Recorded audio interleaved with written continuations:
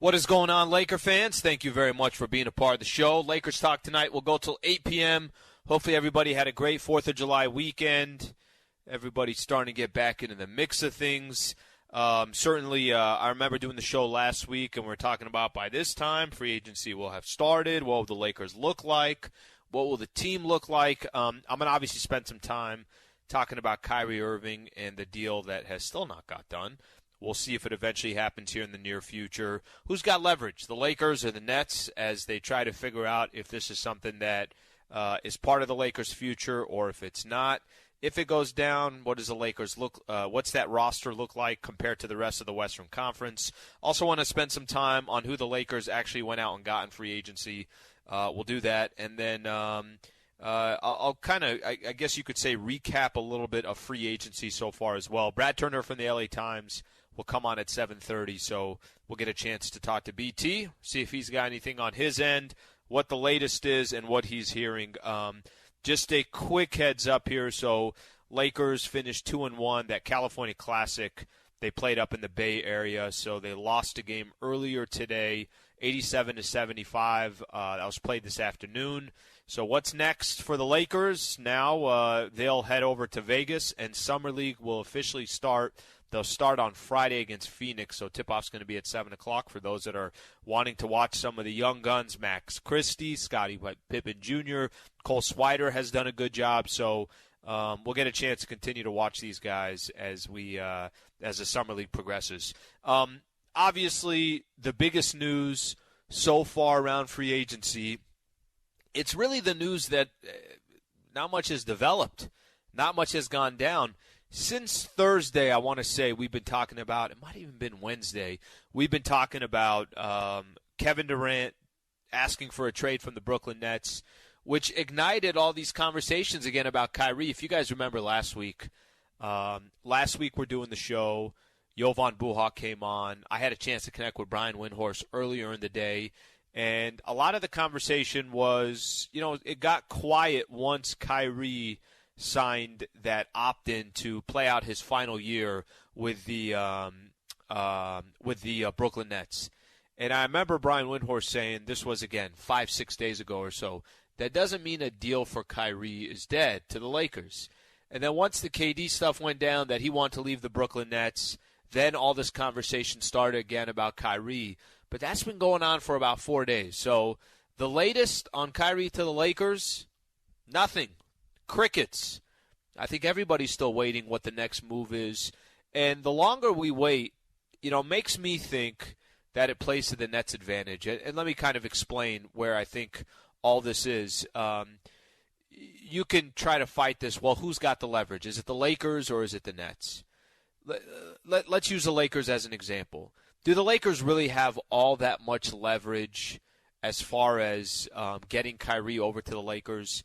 I think you can make a case, and you could say, all right, well, here's one way the Lakers got some leverage. One of the ways they got leverage is simply the fact that Kyrie Irving, there isn't a line out the door of all these teams that want Kyrie. Kyrie's going to be in the final year of his contract. Sounds like he wants to come to the Lakers. It sounds like a guy like LeBron James wants to play with Kyrie again. There's a little bit of leverage if you look at it from that perspective. But this is where I get a little worried about the Lakers finding a way to get this done. A lot of times, kind of have a philosophy that if you want to make something happen and it's right there in front of you, don't get too greedy. Find a way to make it work. And I don't know what the deals are behind the scenes. So for all we know, the Nets could be asking for 2 first-rounders. They could be asking for Russ's contract. They want THT as well. Maybe they're making it to where it's very difficult for the Lakers and Rob Pelinka to say, yeah, this is a good deal. That could be the case. If that's not the case, this is why I think the Nets have more leverage than the Lakers. Laker fans, I don't have to sit here and preach to you about what last season was. I don't have to sit here and preach to everybody about how dysfunctional last season was. And you want to throw some excuses in there, so go ahead. Feel free. You could say, well, AD only played 40 games, and Bron was trying to play in an environment that the veterans were too old. You didn't have enough young pieces. Russ obviously didn't fit. We could go down the list of all the reasons why last year didn't fit. But if you're going to tell me that we're going to roll the ball back out and we're going to throw Russ, LeBron, and Anthony Davis out on the court again and take our chances. I'm talking about, obviously, the Lakers. Lakers take their chances with that team. I think the Brooklyn Nets know that there is some desperation for the Lakers. LeBron's about to be in his 20th season. This window that you have of continuing to compete with LeBron and Anthony Davis, every single day it goes by, I think that window does get a little bit smaller. And that's not to say that, the Lakers can't be dangerous potentially in the playoffs if AD plays 70 games and if Bron has another great season and if Russ plays flawless in defense and Darvin Ham convinces him that this is his role and this is the way that the Lakers are going to thrive in all this. But there's a lot of ifs that come with that. And I think from a leverage perspective is the best way that I try to put it. I think the Brooklyn Nets know that there's some desperation in the Lakers. And go look at Brooklyn's situation. Brooklyn's situation, it fell apart for them as well. At one point they had James Harden, Kyrie Irving, and Kevin Durant. And you thought to yourself that the NBA championship is going to go through the Brooklyn Nets. And then next thing you know, Kyrie doesn't want to play in games because he's not getting vaccinated. And then James Harden, by the trade deadline, quietly is saying, I want out of here. He ends up leaving and going to Philly to get Ben Simmons, who never ended up playing a game, at least last season with the Brooklyn Nets. Then KD announces that he wants out. So I'm not telling you that the picture is perfect in Brooklyn, but what I'm trying to say is that the Brooklyn Nets know that that window that they thought they had 6 months ago, a year ago, heck, 3 months ago, that thing is over and it's shut. And if they're not bringing back KD, and KD, they know that they're going to trade him, the Kyrie piece of it all, really, what do you, if you wait until, if you wait a month to trade Kyrie, does that really affect the Brooklyn Nets? If the Nets don't think they have a good enough deal to trade Kyrie to the Lakers, do they have to do it? They don't. He's on the final year of his contract. The one thing, I was doing the show earlier this morning with Brian Kamenetsky, so we're doing our show, and a lot of times we do the show and you're kind of trying to find different angles and looking at different perspectives. We were spending some time on which team would have a little bit more leverage. I mean, frankly, all you need if you're the Brooklyn Nets is one other team in the NBA to say, you know what? We think we're a Kyrie Irving away. We know the headache that comes with it. We know it's not a guarantee or a lock that basketball is his number one priority or motivation after his family. But we are a Kyrie away from what we think could potentially be a team that goes to the next level, or maybe a team that can get out of the Western Conference, or maybe a team that go to the East. It comes with risk. Don't get me wrong that it doesn't come with risk, because Kyrie is just not your regular – you're not making a trade, and Kyrie is just that guy that suits up every single night, no complaining. No, I come to work. I just want to play basketball. I don't think that's the title that comes with Kyrie. But all you need is one other team to get into the mix here, and then all of a sudden whatever leverage that you thought you had, you don't have. So I don't want to see the Lakers. I mean, personally for me, I don't want to see the Lakers wait too long. If you want to get it done, find a way. Don't want to see the Lakers walk away with nothing. I really don't. I think it's so critical that this gets done. And I think, we could look at how last season played out, and I think Kyrie on the Los Angeles Lakers could give them a little bit of hope. I mean, heck, let me throw out a couple names here that have been rumored as part of this deal. Kyrie, and then either Joe Harris or Seth Curry, or maybe there's a way that the Lakers can get a couple shooters out of this, and I'm talking about Kyrie plus 2 shooters. The Joe Harris thing, he's got 2 years left on his contract. He makes 18 this upcoming season, 19 the following year. So I think there's a little hesitation of wanting to bring somebody who's been injured certainly over the last couple of years on the Lakers, and then you're on the hook for $19 million after this season. But can you just imagine a team that last season played, and if I said, what were the Lakers missing most? We would go down the list. We'd say, okay, well, it's obvious what they were missing. They didn't have enough shooters. They certainly were, at many games, looked like they were too old. Just didn't have enough young players, young legs, athletic legs. Not enough playmakers, I guess you could say. LeBron's getting his. He's trying to pass to other guys, but a lot of those guys weren't consistent from the outside. Can you imagine taking what you had with Russ and replacing him with Kyrie Irving and Joe Harris, or Kyrie Irving and Seth Curry? And that's so drastically different than what the Lakers were playing with last year. Both Kyrie Irving, first off, Kyrie, Seth, and Joe Harris all shoot over 40% from three. Kyrie's a legitimate, true playmaker. I could get any shot at any time at any point of the game. And, oh, by the way, Kyrie, as you remember in LeBron's stint and they played together in Cleveland, he's also somebody that can play off the ball. Hey, you go ahead and create. If you need me, I'll be open, and I'll make sure that I get that shot up. And I'm talking about LeBron being a facilitator or whatever the case is. Just the threat of having Kyrie on your team. On top of that, the Joe Harris or Seth Curry. These are legitimate shooters in the league. This isn't, hey, if this guy can hit a couple of shots, or it's the threat, having a threat. I heard Richard Jefferson talking about this I think a couple days ago, maybe on NBA Today, one of those shows on ESPN, and he was saying it's not even about somebody knocking down 40-45% of their threes.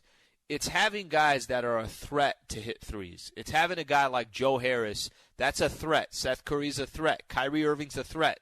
So I just explained it that way because to go from what the Lakers had this past season to what they could potentially have and how quick that can change, I think that's legitimate. I really do. A couple things I want to do when we come back. We got to go to break here real quick.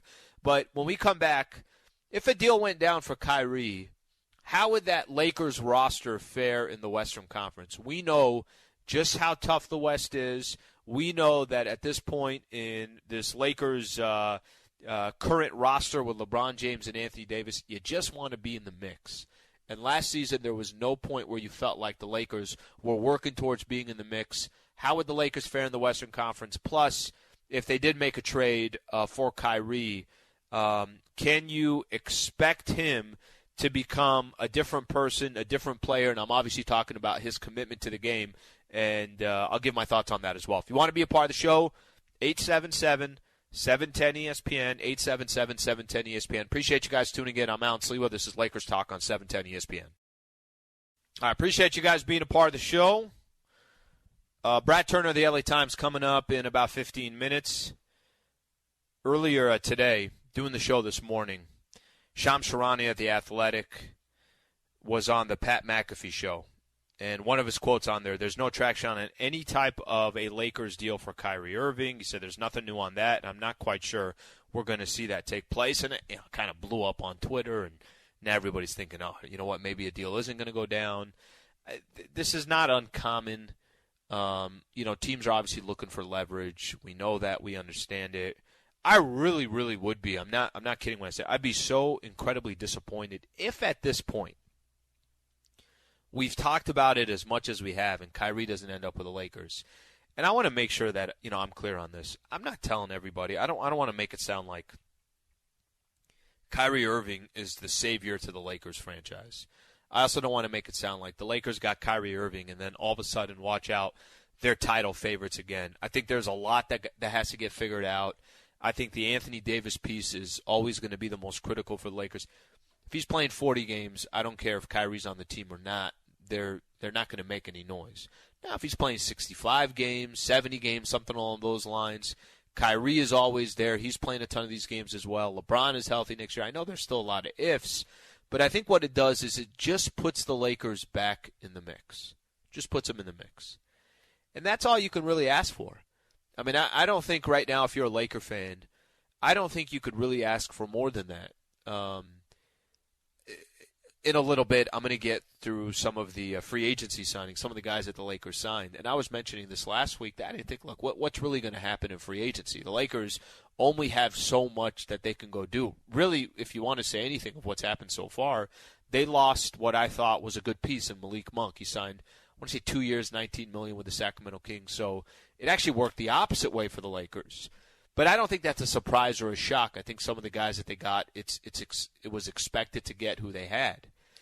But the piece of just getting back in the mix is all you can ask for. And if a deal went down for Kyrie, I'm going to throw this out there. If the deal goes down, how would the Lakers roster fare in the Western Conference? I did mention that, getting Kyrie just right out the gate instead of Russ is a significant upgrade as far as fit goes. It's a significant upgrade to what the Lakers actually need on the basketball floor. How many games will Kyrie play? Will there be other issues? Are there times where it doesn't feel like basketball is a priority? I don't have that answer, and I cannot answer that question. I could just more look at it from what would it look like on the floor? LeBron, Anthony Davis, and Kyrie Irving. That would be a significant update. On top of that, one thing that's almost working in the Lakers' favor is the fact that Russ's contract is so high, $47 million, and the contract of Joe Harris the contract of Kyrie Irving is, I want to say, $36 million. Because there's an $11 million difference, that the Lakers would most likely get another player, which is a really good shooter, either a Joe Harris or a Seth Curry. Just the fact that that would all break down that way, it's obviously such a significant upgrade. How it would rank in the Western Conference, I did this morning, and this gives me kind of a little bit more of an opportunity to dive into it. But let me just kind of stack some of the teams in the West. And this is what I mean by the Lakers would once again just be in the mix. Now, there's a lot that still has to unfold. I don't know where KD is going to sign. For all I know, he'll end up with the Phoenix Suns, and the Suns will be the favorites to go win an NBA championship. Maybe he ends up in Toronto, and it has no impact at all in the Western Conference. So I don't know how the KD chip is going to eventually fall. But what I will tell you is this. I think there's a couple tiers right now in the Western Conference. You have one tier that you feel is, let's say, top 5 in the West. I think the Warriors obviously are going to come back and will be one of the favorites to win the whole thing next year. I think the Memphis Grizzlies are a young and up-and-coming team. They don't have to go compete for a championship, but they're a top 5 team in the Western Conference. I don't think too many people are going to argue that. And they're only getting better. And don't forget, Ja Morant was injured for part of the playoffs. So I'm sure they're ready for another crack at it come next season. Okay, a couple other teams that you feel like have a good chance of at least being in the mix in the Western Conference. The Phoenix Suns, the Dallas Mavericks got to the Western Conference Finals. The Denver Nuggets feel like with Michael Porter Jr. and Jamal Murray coming back, with Jokic, the 2-time reigning MVP, that they're going to be in the mix. The Los Angeles Clippers.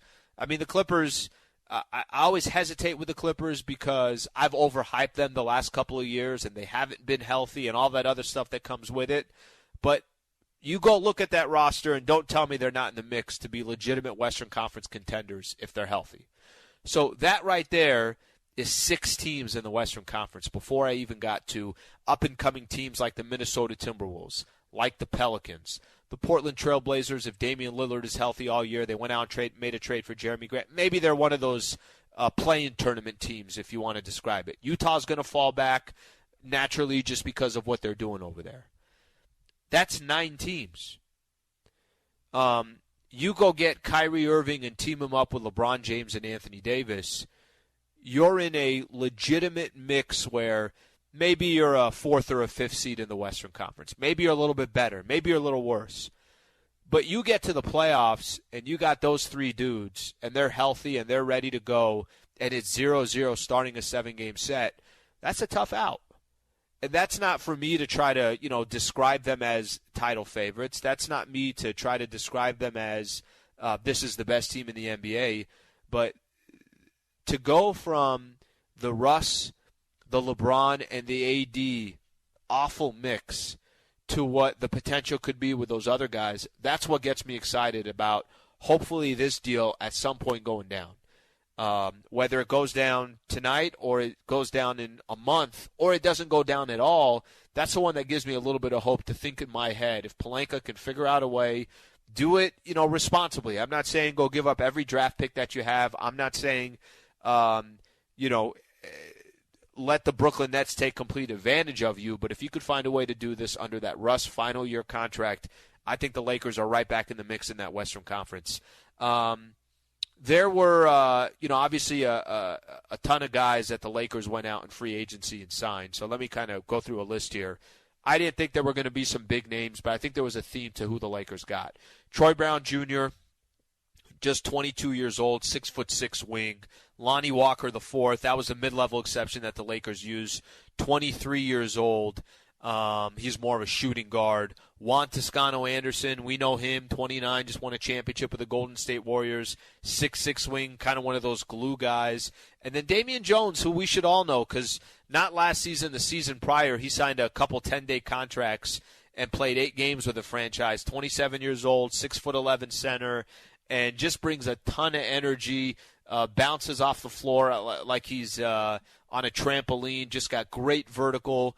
I think the thing that I could describe with all these players compared to last free agency, remember last year free agency, it was Dwight Howard, it was Carmelo Anthony, it was Rajon Rondo, it was a lot of older players. And I thought the theme this year, nobody was over 29, Juan Toscano. You got 2 guys, 122, 123. You got a 27-year-old in Damian Jones. It sounds like they got guys that are trying to do everything they can to make a name of themselves in the league. Maybe these guys think they got the potential, like Malik Monk, to have a good season with the Lakers, to contribute, and then go get paid next year on a 2-year deal worth $19 million like Malik Monk did. None of them are earth-shattering names. None of them are, you're going to look at these guys and say, wow, they're really going to change the outlook on the Lakers. Nothing big, and I think that was expected. I really do. I think signing contracts that of guys that are going to try to roll up their sleeves and do anything that your head coach and your star players want them to do. So that's the best way that I could describe the Lakers in free agency. But the hope is that free agency is not done, that free agency is just starting with the Lakers, or at least, the opportunity to go trade for a player. And that's going to be the goal from here. I think the guys that they got, we'll see. There's no guarantees. There's nothing. None of those names jump out to me and say, wow, he's going to make a significant difference. Let's see what happens once the season starts. So Troy Brown Jr., Lonnie Walker IV, Juan Toscano-Anderson, and Damian Jones all signed in free agency with the Lakers. We'll see what other moves they make. I saw some rumors about maybe Thomas Bryant, who the Lakers drafted and then traded to the Wizards a couple years back. I saw that he might be rumored, but the big news obviously is going to be what happens eventually if the Lakers can move that Russ contract. Okay, when we come back, Brad Turner of the LA Times, get his thoughts on what's going on with the Lake Show. We'll do all that coming up next. Stay right here. Lakers Talk on 710 ESPN. All right, I got a lot of good tweets here. I'll read in just a few minutes. But first off, let me welcome in Brad Turner of the LA Times. BT, thank you, my man. Thank you for taking some time on this Tuesday evening. Hopefully you had a nice 4th of July weekend. I had a great one, Alan. I just sat in my backyard, and I watched the fireworks from the Rose Bowl with my roommate. Nothing wrong with that. Man. And I drank a little whiskey. That's a good setup, BT. That's a great setup. You know, it's funny today, coming back and actually working, I was telling Laura, I'm like, I feel like I took Thursday, Friday off. I felt like I've been off for a month. I don't know why it seems like that. Maybe because of everything that I ate and I drank. BT, there is always news around the Lakers, and yes, there's always kind of something floating around the Lake Show that we have to talk about. But I think these last couple of days have been incredibly interesting. Free agency starts. You got Kevin Durant that decides, you know what, I want to make he's requesting a trade from the Brooklyn Nets. And what a week ago seemed like once Kyrie Irving opted into the final year of his contract, what seemed to be, the conversation with the Lakers is probably over, now is front and center again. I just want to get your thoughts on the current situation of the Lakers and a lot of this chatter between potentially a Russ for Kyrie deal. How do you feel like do you feel like there's true momentum here? Do you think this is something that can actually happen? Just how do you feel about the whole situation? Momentum, man, that's a strong word there, Alan. It's a good word. I'll say this. I think if the Lakers have patience, which is what they have to do, because it's obviously that Brooklyn's not in a rush to do anything.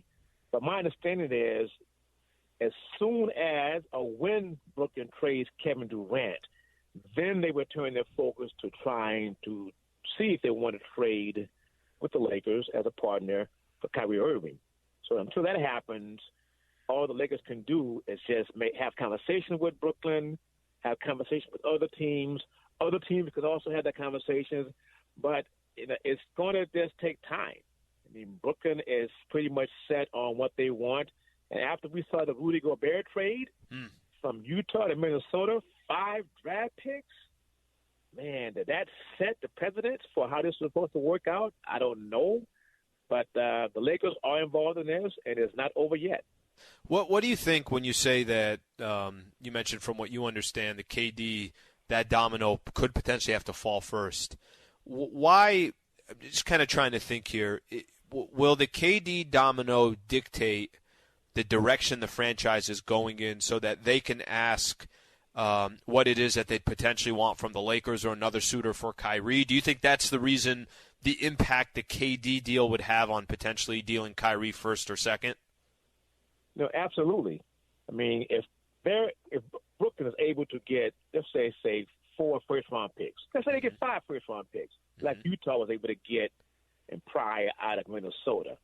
If they get 5 first-round picks, then maybe that bodes well for the Lakers. Maybe they weren't seeking, 2 picks from the Lakers, 27 and 29. Maybe they're content with just one of those picks, but they also may want to send back another contract to the Lakers. Sure. There's just so many scenarios out there. So the KD thing is important because he is the one that teams want. And KD is the one that starts all of this by saying, I want to be traded. I want out of here now that Kyrie's here. And once they get that done, then they turn their focus to just trying to see what they can get for Kyrie. BT, it's such a, it's an interesting situation because I feel like you got the whole league. This isn't uncommon that if a player in free agency, if he decides to sign, once KD decided to sign with the Golden State Warriors, it obviously changed the entire league. It shifted priorities. It made teams that think they have a shot understand that, this is not our window. So a trade or a free agency signing could have that effect on the entire NBA. KD, as we sit here and wait to see what happens with Kevin Durant, do you think there's, as good of a chance as Brooklyn not feeling like they're getting the right value for KD, know that he has 4 years left on his contract?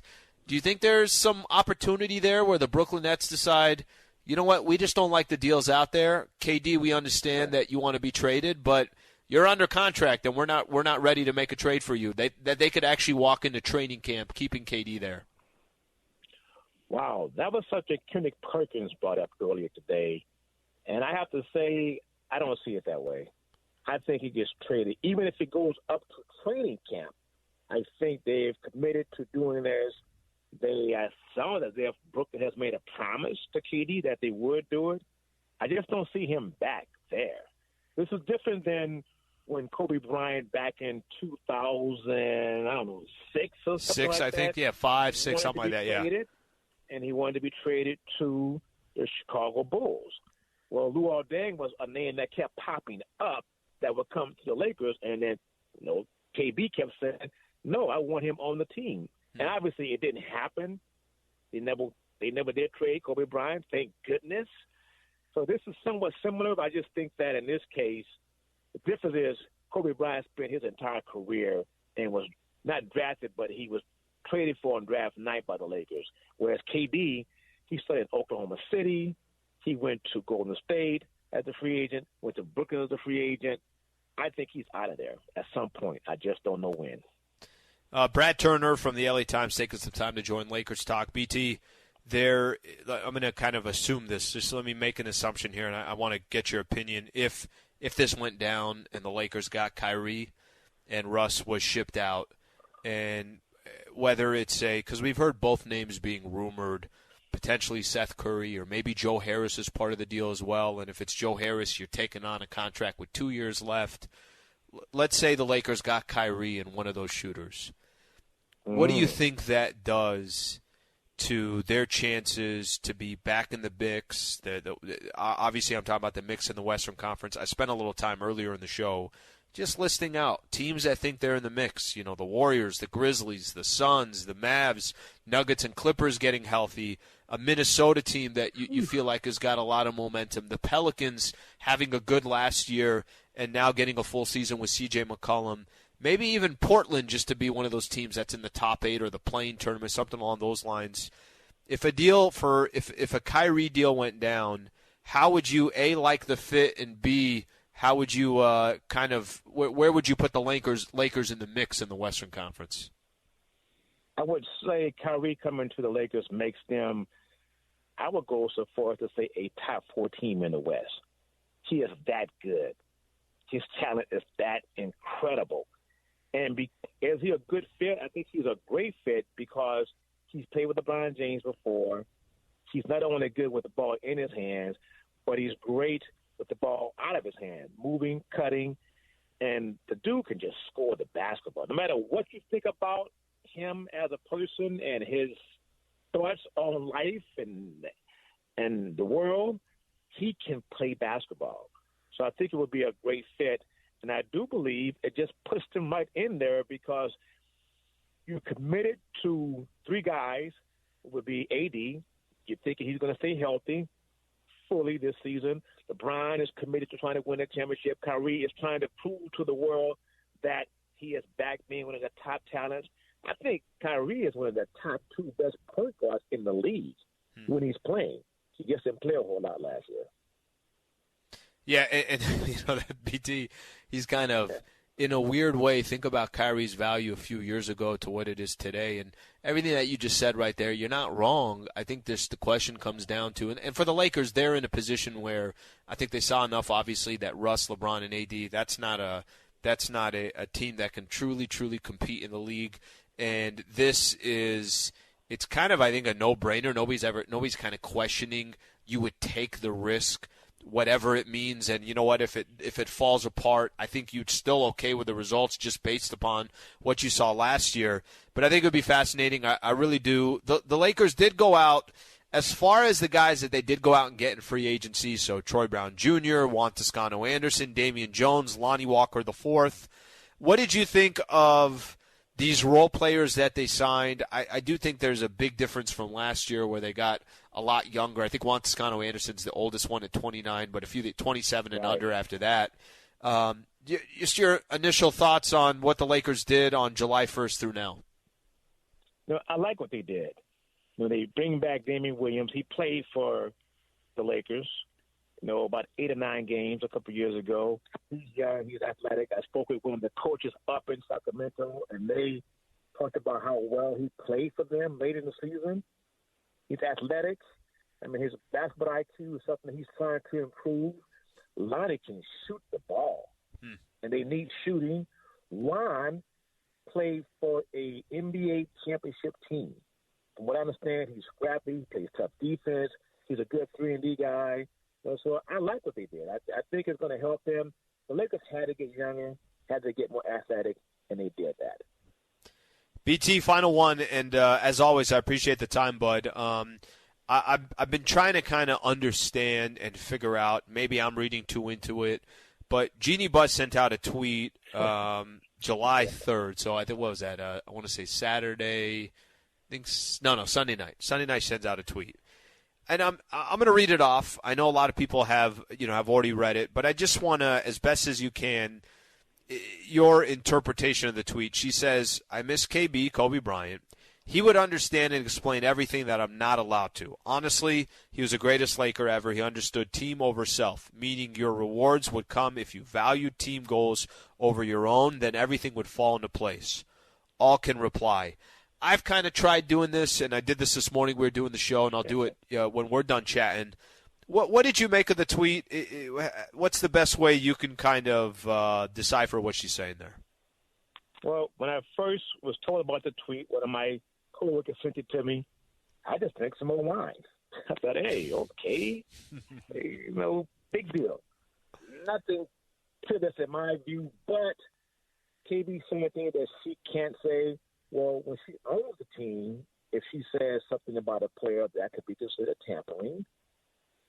Jeanie is not a very outspoken person. Yep. She's more reserved in that manner, so not saying things isn't her nature just to be quiet and let those who she has hired, Bob, Kurt, now Darvingham, do their jobs.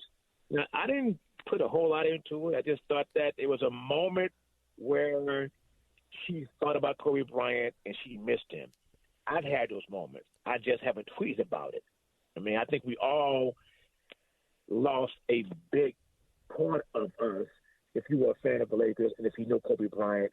And originally I just kept thinking something triggered a moment for Jeanie to remember Kobe Bryant, and then she went into other parts of it. I just thought that it was just another tweet, and I was thinking, why, man? I wasn't trying to really dissect it much. And you can only imagine all the dissecting the last couple of days since you sent that tweet. So, well, BT, I appreciate you taking the time. I hope you go enjoy a nice glass of wine the rest of this evening, and we'll catch up with you soon, bud. Alan, my pleasure, man. Thank you. All right, buddy. That's Brad Turner from the LA Times doing what he does. How about that, BT? How about that high praise for Kyrie's skill set? How about that high praise of what he thinks where it would put the Lakers if Kyrie ended up on the Lakers or ended up on this team and with this organization? We'll see what happens, Laker fans. And, you know, I'm obviously – you can hear how many different times during this show I've talked about how I think it could be a game changer. Some of it has to do with Kyrie. The other part has to do with I watched 88 games last year with LeBron, Anthony Davis, and Russ, and you feel like when you have something and it doesn't taste right, you want to try something else, and I think this is where that comes into in the same mix. Okay, I got a couple calls I want to take when we come back. I'm going to read off a few of your tweets. We'll do all that coming up next. Stay right here. Appreciate you guys being a part of the show. Lakers Talk on 710 ESPN. Thank you to Brad Turner from the LA Times. Fantastic stuff as always. BT just got a great pulse, great relationship with the organization and within the league, so it's always great hearing from him.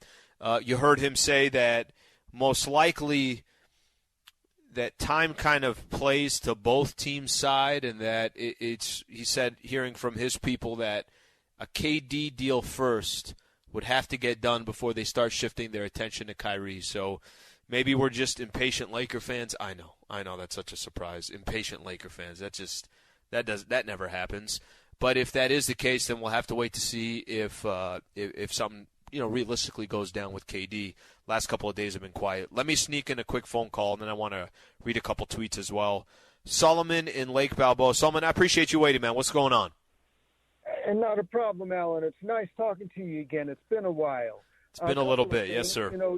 Yeah. You brought up a good point. Is Kyrie a game changer? Well, of course, you got to put a big capital IF in there that if LeBron is LeBron, if AD stays healthy, and if Kyrie doesn't go off on, Planet Kyrie somewhere, and they all play together for a good amount of time, yeah, you got quite a base to work from. Which leads me to my next comment about some of the players that they took on, these young, athletic players with legs. Because last season, Lakers would have leads come fourth quarter. Those old tired legs couldn't keep up, and they would blow leads. So, you throw a couple shooters in there, and it's a nice mix. We're not talking championship, but we're talking at least a run in the playoffs. Solomon, I appreciate the call. I think something that you said there about all the ifs that come with the Lakers, here's the thing. Those ifs are going to be there either way. So whether it's Russ that comes back on this roster or it's Kyrie that comes back on this roster, the ifs are there. Anthony Davis, he's played less than half of the games 2 seasons in a row. You combine the two, I think he's played, I didn't want to say 82 games or something. It's something along those lines. He is a 40-gamer, and I don't know what the other one is, 40 or 42, something along those lines. That's a very big if, and that's not going to change this upcoming year. LeBron going into his 20th season, I mean, I know we walk into this and we always say, you just never know when you get that age, you've been in the league for this long, anything can happen. And the hope is that he's got less burden on his shoulders, that other guys are taking they're taking more of the burden in the regular season. So keep that one in mind as well, because it's no lock or guarantee, even if the Lakers do trade for Kyrie. You're going to have all these ifs. But at least with a Kyrie Irving team with LeBron and Anthony Davis, I think you get a completely different mix, and you also get something that you feel like would fit so much better than what Russ did. Let me read off a couple of quick tweets here. See what we got here. Somebody was coming at me at Twitter. Let's read that one. Raider Deb says Lakers should not sign Kyrie to ruin the Lakers locker room. It would be such a mistake. Tell you what, I couldn't disagree more. I think I'm willing to take a chance on a guy that's coming to the Lakers in a final year of his contract versus somebody else that's out there, and it's Russ. Let me give you an example. If the question was, hey, would you rather have Kyrie Irving or DeMar DeRozan? It's a completely different conversation. Would you rather have Kyrie Irving or give me another player out there that could be a great fit for the Lakers that's available? It depends on who the player is. If you're saying give me Kyrie or Russ, Raider Deb, I don't know how you would be okay with watching the same thing that we saw last year, because I don't think anything really all that much is going to change. Let's see what else we got here. Mukan DT. I don't know why you keep saying the Lakers are desperate. How? Desperate? I don't think so. How many legit MVP caliber talents that Golden State have? They had one in Steph Curry.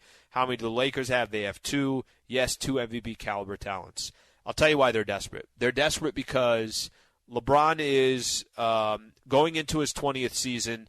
Anthony Davis does not play enough games. You can't really rely on him on a consistent basis. And the Lakers won 33 games last year. Lakers walked into last season as the second greatest odds to win an NBA championship. And they won 33 games. And when LeBron, Anthony Davis, and Russ were playing together, they were 11-10. They played 21 games together. And at no point when those three were playing together did me, did you, or did any Laker fan out there say to themselves, watch out for that mix. If that mix is healthy and they're ready to go, watch out for that squad. I don't think anybody said that. So that to me is the definition of desperate. Desperate in the sense that they still want to hold on to this window with Braun and try to compete for a championship. And that window has either already closed, and maybe this gives it a little bit of hope. That's what I'm referring to as desperate. Not that the world is going to end. The Lakers have 17 NBA championships, and they won a championship 2 years ago. But they are trying to hold on to this window for as long as they possibly can, and obviously it's running out of time. Okay, so far in free agency, I just want to do this here real quick as we're coming to a close of the show. By the way, just a quick reminder, I'm back on tomorrow with Travis Rogers. T-Raj is actually back. I'm back as well. So the whole thing, 10 a.m. to 1 p.m., we'll get our show started tomorrow. So free agency so far I think has been interesting. The Minnesota Timberwolves traded for Rudy Gobert, and I think they give up 65 first-round picks. Not literally, but obviously they gave up a lot to go get him. But I think the Minnesota Timberwolves are walking away feeling like they got a shot next year with D'Angelo and Anthony Edwards and Karl Anthony Towns, and then obviously now Rudy Gobert. So that was kind of some of the big news. As far as some other teams, I thought the Celtics going out and doing what they did to go get Malcolm Brogdon, I thought that was a good pickup. Malik Monk, of course, signed with the Sixers. I'm sorry, signed with Malik Monk signed with the Sacramento Kings. Jalen Brunson went to the New York Knicks. So there have been some deals out there. Nothing, too crazy or too earth-shattering, but I think a couple of deals that make you say, okay, I kind of like what that team did. But the big question is going to be what happens to KD. There was something from Charania. This probably came out about a half hour ago.